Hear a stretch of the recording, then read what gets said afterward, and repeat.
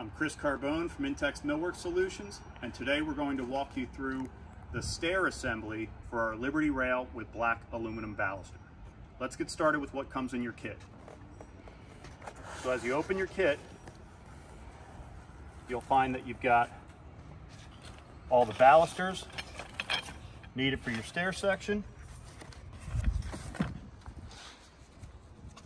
your installation instructions, your crush block, top cap, hardware with screws and fasteners, top and bottom rail with aluminum reinforcement, with the pre-routed directional oval to accept our round black aluminum baluster. All right guys, so we're gonna go ahead and get started with our stair section of our Liberty Black Baluster series. So rather than miscutting a rail section, we're gonna use, again, a cheater board. So what we're gonna do is we're gonna lay this down the nosing of our staircase on the face of our post, and we're gonna transcribe the plumb line of the stair post. And understand that we've already leveled these out. That's very important for this exercise. So now we're gonna come over and we're gonna cut them on the saw and see how that angle works out. And we've already set the saw to this angle.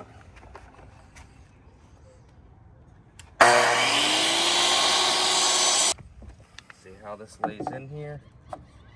That's nice and tight top and bottom. It's hitting our stair nosing. All right everyone, so now we're gonna get ready to start installing our stair reinforcing aluminum rail set. We're gonna start with our bottom section first. So one thing to keep in mind, we're gonna use our little cheater board that we've already verified the angle and the length on. Now when installing the stair system, you have to understand how the brackets connect into the system.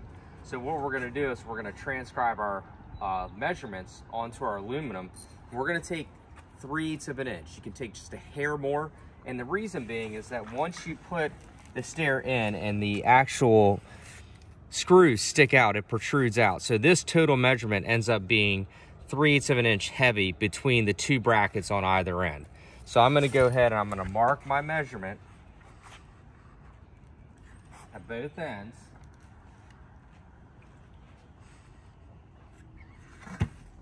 And then I'm gonna take 3/8 of an inch off. And these are nice little things to keep in mind and have on hand, if you will. And I'm gonna take my 3/8 of an inch off. And then I'm gonna transcribe my line right there. So I know right now that this is the line that I wanna cut.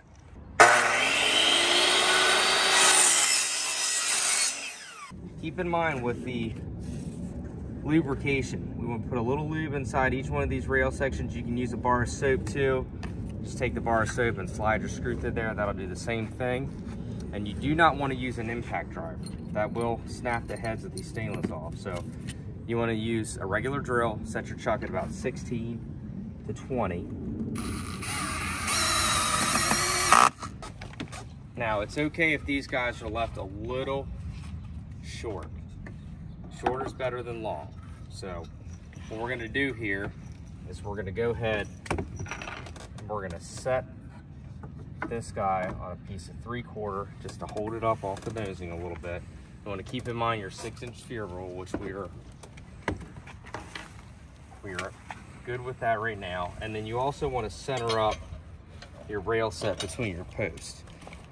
So that works out to be just around 1 3/4 inches. And we're uniform either side here. And we're going to go ahead and screw it in place.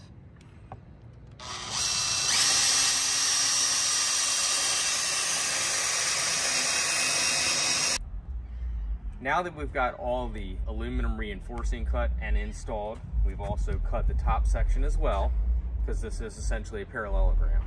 So now what we're gonna do is we're gonna take our cheater board and we're gonna transcribe our length measurements onto a cellular PVC piece so that we can get our baluster layout and all those other things.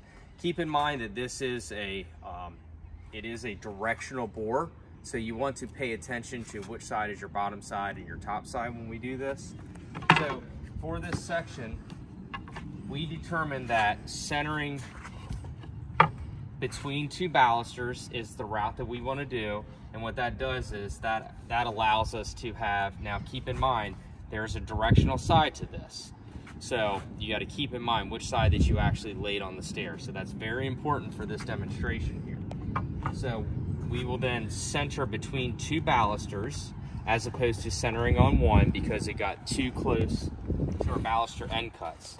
So like I said, we were going to center this between our two balusters. That's going to give us our length, and our angle is going to go down on both sides. So now that we have that done, we're going to cut the length. And when we cut this length, we're going to cut it long.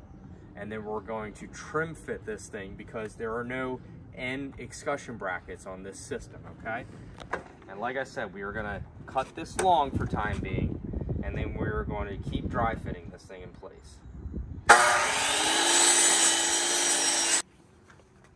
We've already dry fit one section. So what you want to do is, after you've done that, you're going to come down and you're going to fit it into place.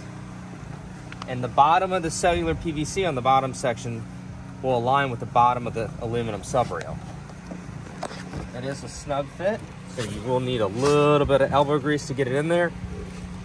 And when it's all said and done, these will all match up nice and tight. These will be nice and plumb cut.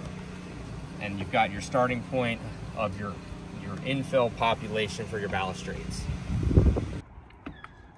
Okay, everybody, so we're getting to the end of our stair installation for our Liberty with Black Balusters. So we've got our bottom cellular PVC rail in, we've got our top one cut and fit in place. We've got the structural aluminum portion done as well. So now we're gonna go ahead and populate the Black Baluster infill. We're gonna put the cellular PVC top rail on, slide it down a little bit, and then put our aluminum in and finish the whole, complete the whole section, all right? These will lean at first, and then you walk it in when you put the other cellular PVC rail in for the top. And you're gonna work it from one end down to the other.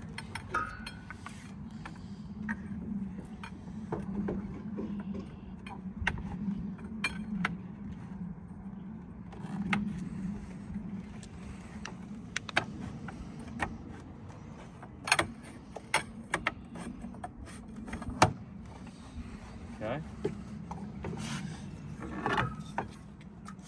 Now, it's got the cellular PVC cleat in, so just remember that when you're putting it in. So you will want to hold this in place. Okay. Now, got that about where we want it, Tommy? Just give it a little tap to make sure that the balusters are locked in that cleat.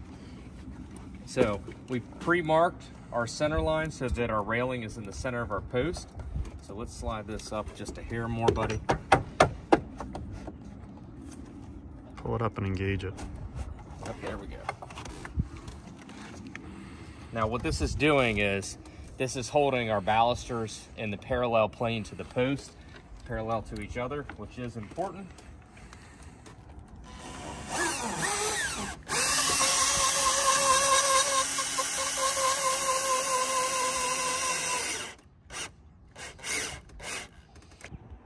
For the final portion of the installation, we're gonna cut the top cap to length. So I've already cut the top cap a little long. So what you'll do is you'll come over and you'll just test fit it to see. And right here, you can see that I'm just a little bit long right here.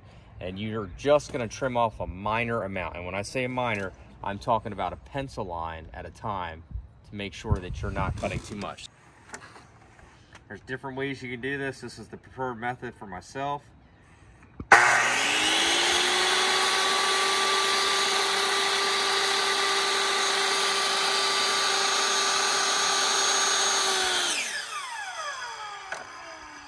Okay, so we've got this cut to length where we want it. We're really happy with that. So now we've got to snap our top rail section in place. So you literally have to work it from one end to the other. And it is a little snug, so just please keep that in mind.